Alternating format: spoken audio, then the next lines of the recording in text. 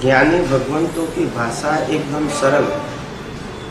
वो क्या कहना चाहते हैं कि अगर आपको संसार में सुख दुख पसंद है तो आपको संसार में जीना का अधिकार है, और इसके लिए अगर अच्छा इंसान बनोगे, जिसको हम कहते 5 महाव्रत, सत्य, अहिंसा, अचौर्य, अपरिग्रह एंड ब्रह्मचर्य, इसका जितना पालन करोगे इतना आपको इंसान के नाते लाभ मिलेगा। और अगर आपको मुक्ति के मार्ग में आगे बढ़ना है, ये मुक्ति के मार्ग में आगे बढ़ना है, तो संसार में सुख ही नहीं है, दुख भी नहीं है, ये समझना पड़ेगा। सुख भी नहीं है और दुख भी नहीं है। संसार का मतलब होता है बंधन, जिसे कोई छूट सकता है, भुगतना ही पड़ेगा।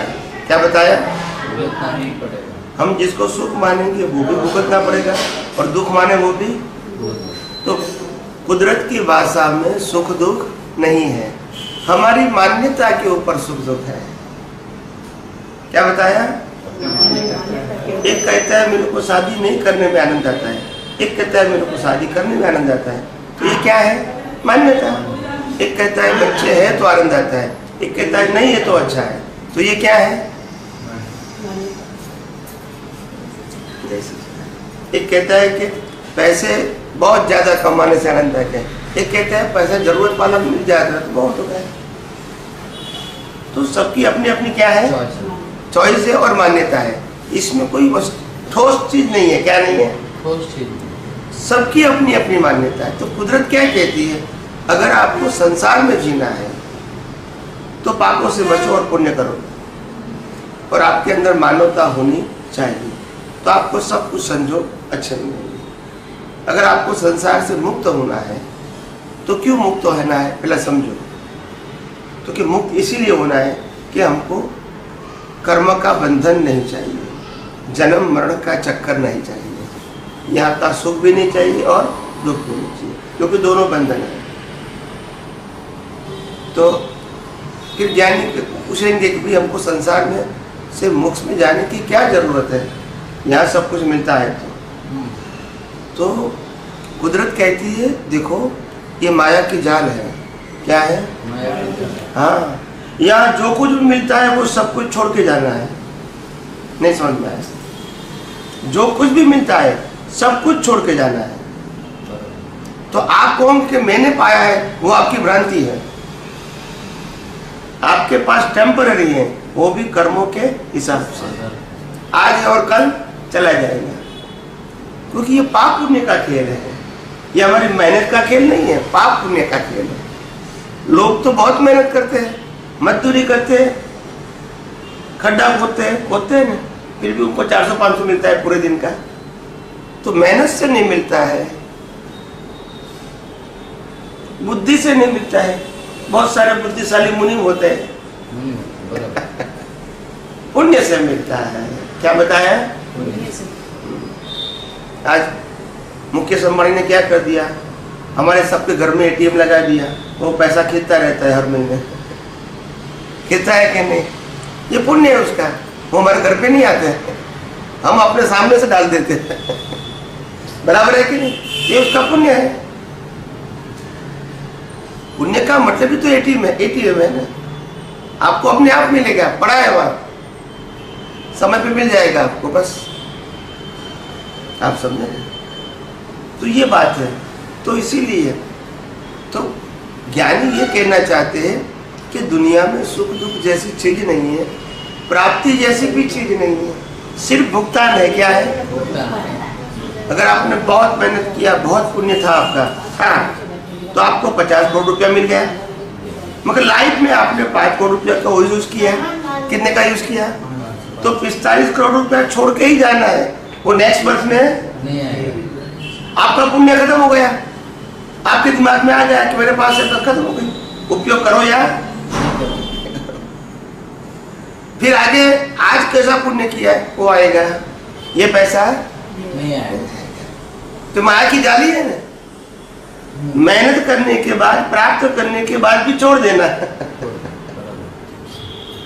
अगर हर अवतार साथ में आता है तो बराबर, चलो भी एक अवतार मेहनत कर ले, 50-100 करोड़ बना ले और बाकी के 5 होता आराम करे, तो बराबर है। तो फिर ये माया की जाल नहीं है।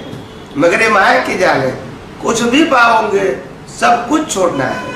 और इसीलिए ज्ञानी कहते हैं, इसीलिए मुक्ति की जरूरत है, जहाँ शाश्वत सुख है। क्या है शाश्वत सुख? का मतलब होता है ये संसारी सुख है, वो आपकी मान्यता है, वो सच्चा सुख आपकी मान्यता है। हर चीज में मान्यता है। आप कहोगे मेरे को ये कपड़ा पसंद है, दूसरों को ये कपड़ा पसंद नहीं है, तो मान्यता हो गई ना। कपड़े के अंदर सुख देने का स्वभाव, मेरे को ये घर पसंद है, कोई कहता है मेरे को बिल्कुल पसंद नहीं है, तो फिर क्या हो गई? मान्यता। कोई कहता है मेरे को कार चाहिए, कोई कहता है नहीं चाहिए मेरे को, भी जरूरत ही नहीं, मेरे को पैसा है, जरूरत नहीं है। सबकी अपनी अपनी क्या है? मान्यता। तो कोई वास्तविकता थोड़ी है कि इसमें सुख है ही, हमारी मान्यता है। तो लगता है कि मान्यता चेंज हो गई। तो आज पहले दुकान, सबसे पहली बार दुकान शुरू किया आपने धंधे के लिए, तब आपके लिए ऐसा चलो भी ये दुकान अच्छी चलती है, ये हमारे लिए स्वर्ग जैसा है, पैसा देती है। तो फिर 2 साल 5 साल वो अपना अभी छोड़ दो, दूसरे ले लो, फिर छोड़ दो, तीसरी ले लो, तो आपकी मान्यता चेंज हो गई ना। मान्यता ही चेंज हुई ना हर समय। जब इसमें सुख मिलता था तो फिर छोड़ने की क्या जरूरत थी? नहीं, अगर मान्यता ऐसी नहीं, कभी इसमें से इसमें जाएंगे, इसमें से इसमें जाएंगे। हर बात मान्यता के ऊपर आधारित है। इसमें से सुख दुख है नहीं। अगर कोई भिखारी को मैंने 5 रुपया दे दिया तो उनके लिए आनंद की बात है। अगर कोई BMW में से उतरेगा, उनको 5 रुपया दूंगा तो टेंशन लगेगा। तो आखिर मान्यता ही तो है, देने वाला मैं हूँ, 5 रुपया भाई वही है। आपकी मान्यता अलग, आपकी मान्यता अलग। तो सुख दुख वास्तविकता है कि मान्यता है? हम कहते हैं कि सभी तीर्थंकर राज घराने में पैदा हुए, सभी राजकुमार थे, वैभव की कोई कमी नहीं। तो फिर सब कुछ छोड़ के सब तीर्थंकर क्यों चले गए जंगलों के अंदर, जहाँ कुछ भी नहीं है? न सुख है, न खाना पीना, सुविधा, कपड़ा, कुछ भी नहीं है, रहने का घर नहीं, कुछ भी नहीं है, तो क्यों गए? इतनी सारी सुविधा छोड़ के क्यों गए? माया की जाल से बाहर निकले। अभी आप समझ गए। तो उनको समझ में आ गया कि यहाँ कोई सुख जैसी चीज, ये तो बंधन है। क्या है? सुख मानते हैं मगर है, ये तो बंधन है, बॉन्डेज। तो ये बंधन से मुक्ति पाने के लिए उस रास्ते पर गए। और यहाँ जो सुख दुख लगता है वो तो आपकी मान्यता है, वास्तव में सुख दुख है नहीं, वास्तव में आपके कर्मों का फल है। और सबसे बड़ी बात यह है, हम जीवन में जो कुछ परिस्थितियां होती है इसको हम स्वीकार नहीं करते हैं, और यही राग में इसका कारण है। स्वीकार नहीं करते। वो सुख दुख जो भी आता है स्वीकार करो। निमित्त कोई भी हो सकता है, हिसाब मेरा है। राम को वनवास जाना पड़ा, स्वीकार किया। हम स्वीकार नहीं करते हैं। हम जब बचपन में झोपड़ी में पैदा होते हैं तो स्वीकार करते हैं, बड़े होने के बाद झोपड़ी मिलती है स्वीकार नहीं करते हैं। जो पैदा होते वो भी आपका उदय कर्म है, और बाद में मिलता है वो भी, और महल मिलता है वो भी उदय कर्म है। सुविधा मिलती है वो भी उदय कर्म है, और दुविधा मिलती है वो भी, मगर स्वीकार नहीं करते हम। कैसा क्यों? बस इसी से फिर राग द्वेष चालू। तो वास्तविकता को स्वीकार नहीं करते। जो हमारे सामने है, जो भी संजोग, इसका तो स्वीकार करना पड़ेगा ना, मगर नहीं करते। बोला नहीं, इनके वजह से हुआ, इनके वजह से हुआ, इनके वजह से हुआ, ऐसे करके दूसरे के ऊपर आरोपण करते हैं। जब हम पैसा कमाते तो क्या कहेंगे? देखो मैंने अपनी मेहनत से कमाया। हम ये नहीं कहें कि मार्केट में तेजी थी, हमारे एम्प्लॉय अच्छे थे, हमारे व्यापारी अच्छे थे, हमारे ग्राहक अच्छे थे, तो इसीलिए प्रॉफिट मिला। वो ऐसा नहीं कहेंगे।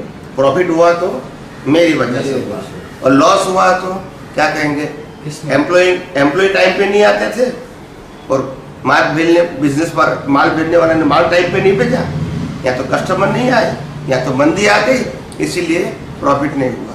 तो जब प्रॉफिट कम होता है तो दूसरे के ऊपर करते हैं, और ज़्यादा होता है तो अपने ऊपर। तो ये दोनों बातें, इसमें कॉमन सेंस नहीं है। अच्छा हुआ तो भी संजोगे और बुरा हुआ तो भी। मगर हमारी सोच ऐसी हो गई कि अच्छे को स्वीकार करो और बुरे के लिए किसी के ऊपर तो टाल दो, थोप दो, और इसीलिए फिर वास्तविकता समझ में नहीं आती है। तो कुदरत यही कहती है, ये सोना चांदी डायमंड पैसा सब कुछ आपको मिलेगा, जहर जवेरात जमीन सब कुछ मिलेगा, मगर ये सिर्फ आपको उपयोग करने के लिए मिलेगा। किसके लिए मिलेगा? उपयोग करेगा। आप ले जा सकते हैं। तो उसके लिए मैं एक एग्जांपल देता हूँ।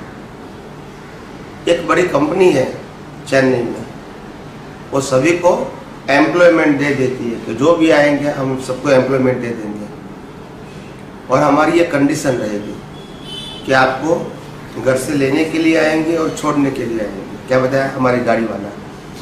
यहाँ आपको खाना भी मिलेगा, चाय भी मिलेगा, नाश्ता भी मिलेगा, एयर कंडीशन कमरा होगा, आपको 12 घंटा काम करना है।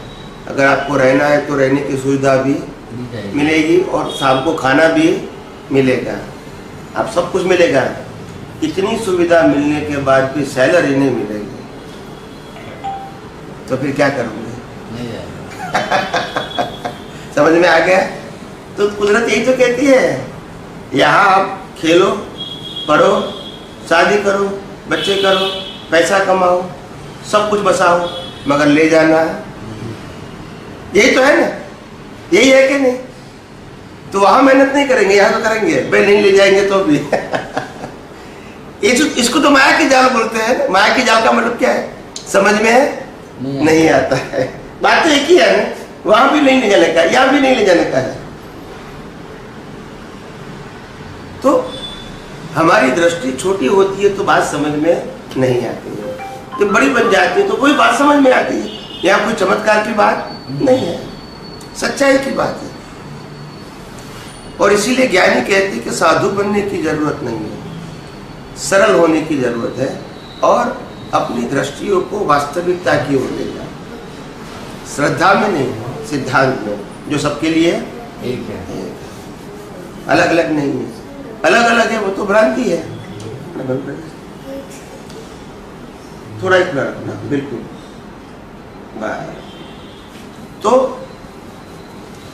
तो कहने का मतलब ये है कि वास्तविकता हम नहीं समझ सकते, वही तो हमारी मजबूरी है। और धर्म वाले वो वास्तविकता बताते नहीं है। धर्म वाले क्या कहेंगे? हम जो कहेंगे उसी को भगवान मानो, हम जो कहेंगे इसको गुरु मानो, हम जो कहेंगे वही मंदिर में जाना है, हम जो कहेंगे वही मंत्र बोलना है, हम जो कहेंगे वही शास्त्र पढ़ना है। और वर्तमान में भी हम जो कहेंगे इसको ही गुरु शिष्य मानना है, हम जो कहेंगे वही क्रिया करनी है, हम जो हमारी संस्था है उसको ही संस्था मानना है। आप समझे? तो हर धर्म वाले यही कहते हैं कि नहीं? ये तो फॉर्मेट हो गया। इसमें सनातन सत्य क्या है? हर फॉर्मेट में सबका सत्य क्या है? अलग अलग है। आप समझे ना? और इसीलिए तो बाद में कट्टरता पैदा हो जाती है। क्या हो जाती है? मेरा सही तुम्हारा गलत, मेरा भगवान बराबर है तुम्हारा नहीं है। हर बात में कट्टरता हो जाती है। तो वास्तविकता समझ में है? यही तो बात है। तब ज्ञानी कहते हैं कि सनातन सत्य तो ये फॉर्मेट का धार्मिक सत्य से ऊपर है, जो सबके लिए एक है। ये तो फॉर्मेट सबके लिए क्या है? अलग अलग है, एक नहीं है। और यही तो पक्ष पंथ से हमको वास्तविकता समझ में नहीं आती है। अगर आप घर से बाहर नहीं निकलोगे दुनिया कैसे समझोगे? अगर आप संप्रदाय के ढांचे से बाहर नहीं निकलोगे तो वास्तविकता कैसे समझ में आएगी? आप समझे? तो इसीलिए क्या नहीं कहते कि दुनिया का सनातन सत्य समझने की कोशिश करें। अगर वो समझेंगे तो आगे बढ़ने का मार्ग है, नहीं तो नहीं। समझ में आए?